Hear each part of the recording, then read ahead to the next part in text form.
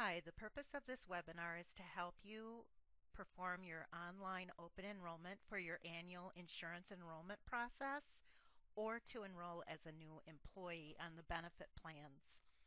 So to perform your online open enrollment, you're going to log into Skyward and you're going to come into the tab that says Online Open Enrollment.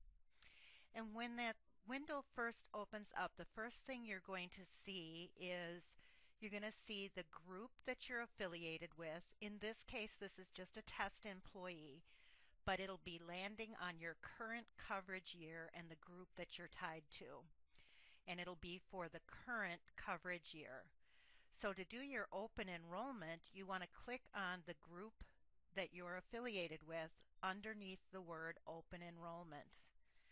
So now when you come in here, if you're already enrolled, you should be seeing your current plans with the word retain to the left of them underneath action in the subplan information area. In this case, there's nothing here because this is as if it's a new employee that's enrolling in benefits for the first time. So for this employee to go ahead and enroll in benefits, what they're going to do is they're going to click on the button found on the right side of the screen entitled Add Coverage. When they click on that Add Coverage button, they're going to see some plan choices. Now, in this particular case, the only things that are appearing are Dean Health Plan, Delta Dental, and Unity Health. Most of you are going to also see options to waive health, waive dental, waive long-term care insurance, waive life insurance, and waive short-term disability. In this case, we're just going to go ahead and select a health plan for this employee to enroll on. So I'm going to go ahead and select Dean.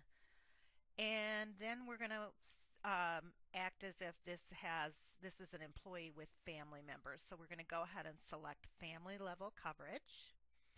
So now you're going to see that health insurance appears in the subplan information with an add as the type of action.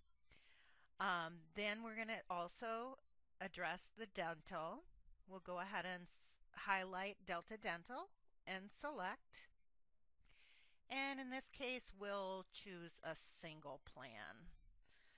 So in this situation, this employee has decided to enroll in a family health insurance plan and a single Delta Dental plan. Now, since they are enrolling in family level benefits, the next step is to populate that family plan with the dependent data. So to add your family members to your selected plans, you're going to click on the arrow to the left of the word add. For those of you that are already enrolled on the plans, rather than seeing the word add there, you're going to see the word retain. And we're going to want you to make sure that your family members are populated on your plans. In order to do that, you're going to click on the arrow to the left of the word there. And when you do, it's going to expand that window. And I'm going to do it on the dental plan to show you. So we clicked on the arrow, and then we're going to click on the word Add Dependents. Dependents includes spouse. That's been raised by employees when they've been going through this process, whether or not they should include their spouse in the addition. And yes, anybody that's on the plan other than you is a dependent. So you're going to want to populate the fields here with the formal first name. You can space and put in the middle initial.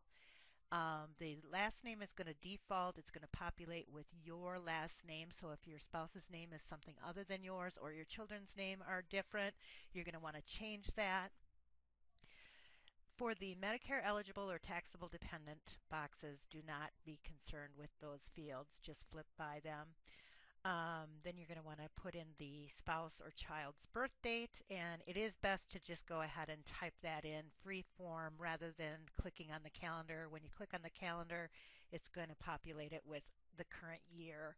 So just to save time, go ahead and type the birth date in. You can do that by doing 2 digits for the month, 2 digits for the day, and 4 for the year. You don't even have to put dashes in, it'll populate those for you. Then tab over to the gender area and populate that. Social security number, 9 digits. Relationship, you're going to want to populate that. And for the start date, just take that date out and leave it blank.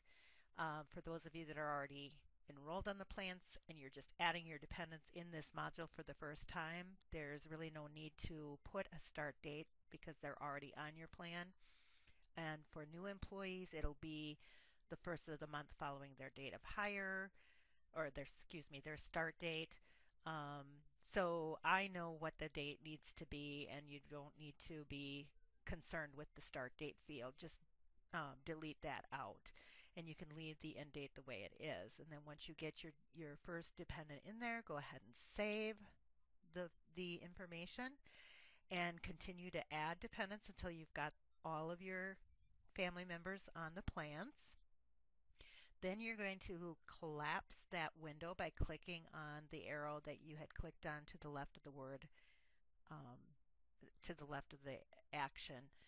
And then you're going to go to your other family plan by clicking on that arrow to the left of the word there and open up that window. And in that case, rather than adding dependents, there it does give you the opportunity to clone dependents. And once you've put your dependents in on one plan, they will pull in when you click on the clone dependent link, and you will one at a time select those dependents and add them to the other plan. So that's kind of a nice feature where you don't have to retype the data in once you have them in on one plan. But be sure to put the dependents on both plans before you leave the enrollment area to go to the next step. Now let's assume that this employee decided that after they got the Dean health information on there that they decide, I don't want Dean, I want Unity. That's no problem. What they would do is highlight that line item and they would click on the drop coverage button. So that then takes the Dean health plan off. Then they would click add and they would choose the Unity plan in its place.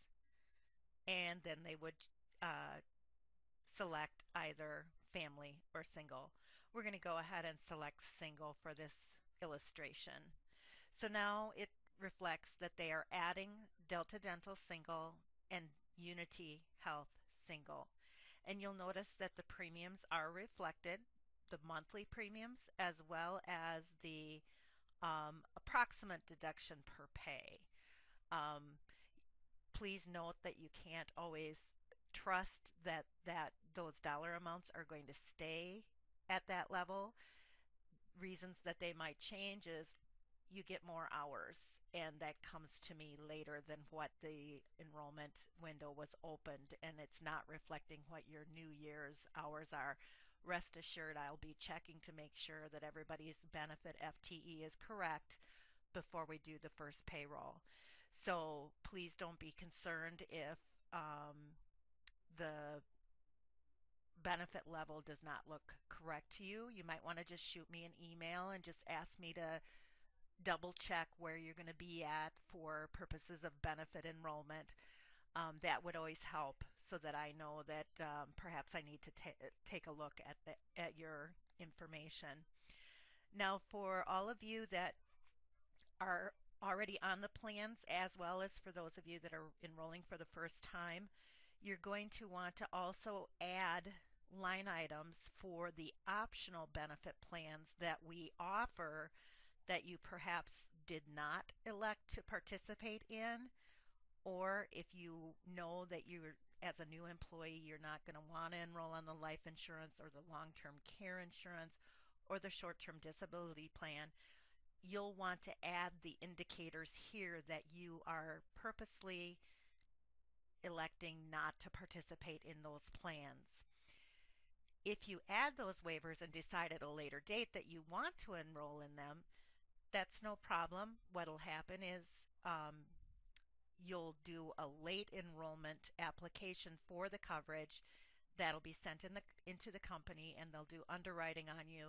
And once I'm informed that you're approved for the plan, I will remove the waivers from your enrollment record, and then I will add the benefit to your benefit portfolio and to your deductions.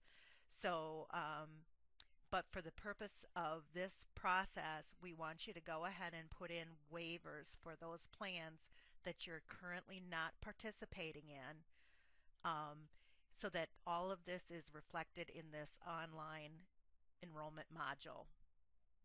And the next step then is to complete the online custom form that is affiliated with your enrollment.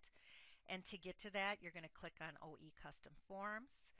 And then in this instruction box, it directs you to complete the form, click on the name below, and then add to bring the form up for completion. So in this case, you're going to see that there is information in here. One other time when I was testing it, I must have went ahead and populated this information. So you'll see that when we're going to just look at the form that's there for this purpose, Social Security number was put in. You would be putting in your date of birth. Notice that it says that any fields with an asterisk are required data fields. It won't let you save the form if one of those boxes that has a star in front of it is left blank. So for most of you that are renewing your coverages, you're going to populate the reason for enrollment box with annual open enrollment. For a new hire, obviously you would click on new hire. If your situation was mid-year and you got married and you were making the change in this online open enrollment module, you'd choose one of the other options there. The next questions that are asked that require answer are in the area that speaks about other coverage and coordination of benefits. Basically, this question is asking what coverage is going to be replaced by this enrollment, or is there any other coverage that's currently in effect on you or any other family member? So let's assume you have a spouse that is employed. He is carrying a family plan through his group health or employer. So what you would do is you would indicate the name of the carrier, perhaps give the name of the employer group, and then in the box where it says to provide the names of the individuals on the above reference plan, that's referring to that plan. So you would list all the family members that are on that plan.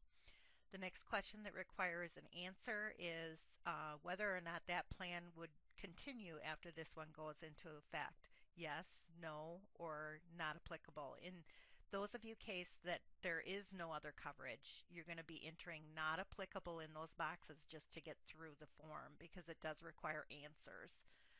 So the next area, if that coverage is going to end, you're going to provide the date that you plan to terminate that other coverage in the box that's indicated right underneath the COB answer. The next area refers to what clinic location with your HMO or your preferred doctor that you want to be assigned to. Um, we would want you to populate that. Now, for those of you that are already on the plans, I don't really care so much that you don't populate that information because that Unity or Dean already have that information. This is more specific to a new hire. Perhaps you're already doctoring with a Unity doctor or a Unity location. We would want to capture that in here so that we too can assign you to that same location. Finally, the final question before the signature area is whether or not you or any of your family members are currently involved in a workers' compensation case, or if you're receiving treatment for an injury caused by a third party. Again, this question is more directed for new hires that are coming in so that the carriers can be informed that they are receiving healthcare treatment in relation to something that perhaps they're litigating about with someone. But we do want to capture it, you know, make sure that people answer the question, so that's why the fields were made mandatory. Obviously, if nothing's going on with you or your family members, you're just going to answer no. If there is something going on, you're going to want to answer yes, and then you might want to provide a brief explanation of what is going on. And finally, you're going to sign the form at the bottom. And by signing this, you're just certifying that you're requesting enrollment in the coverage and that you're authorizing us to deduct your premiums from your paycheck. And it also informs you that you have access to and should read the explanation of your rights under COBRA and HIPAA found at the web location that's provided there. That is a very lengthy explanation of what happens when you leave employment and you lose your benefits because of termination of employment, what your rights are under COBRA, which is the federal law that you have to be extended the right to continue at your own expense on the group health plans. And then the HIPAA is Health Insurance Portability Accountability Act, which basically, ensures you that your movement from one group to another group will not harm your right to enroll on another group. And so it's basically just a lot of legal jargon, but you're more than welcome to go to that site and you should become familiar with what your rights are. But once you get done with the form, then you're going to sign this by populating the signature box with an X, and then you're going to populate the signature date with the current date that you're completing the form. When you're done, be sure you click on the Save button to save your form. And then when you get back to the area where you added the form, you're going to go down to the bottom button and click Back to get back to your open enrollment. So the final step is to go back up into your open enrollment area where your group is, and you will simply click on the red button that says Submit Coverage Selections to HR. You'll get a message that says you've chosen to submit all coverage selections to HR for approval. Are you sure you want to continue? Go ahead and say OK. And then it says your coverage selections have been submitted to HR for approval, and click OK again. Some people have been mentioning that they do get pop-up warnings when these messages pop up, so just click through them till you get through it. And finally, if you want to have a receipt of what you did, you can click on the print button. It'll queue up a report, which then you can view the report, and it shows you exactly what you've added or dropped, or the waivers that are going to be on there, and you can save that to your computer or print it. And I just want to say thank you very much for your attention, and thank you so much for processing through the open enrollment module for us. We appreciate your time and your patience with this process.